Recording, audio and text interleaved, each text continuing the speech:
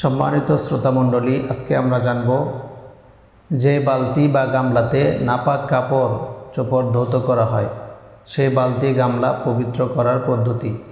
সম্মানিত শ্রোতামণ্ডলী, আমাদের বাসাবাড়িতে যেই গামলা বালতিতে আমরা নাপাক কাপড় চোপড় ধৌত করে থাকি, সেই গামলা বা বালতিতে পরবর্তীতে যদি আমরা পবিত্র কাপড় ধুতে চাই বা রাখতে চাই, সেক্ষেত্রে এই গামলাটি বালতিটি ভালো করে পবিত্র করে নেওয়া আমাদের জন্য জরুরি। সে নাপাক বালতিটি পবিত্র করার পদ্ধতি হলো, তাতে পানি নিয়ে পূর্ণ বালতিটি একবার ধোয়ার পরে আবার নতুন করে পানি নিতে হবে।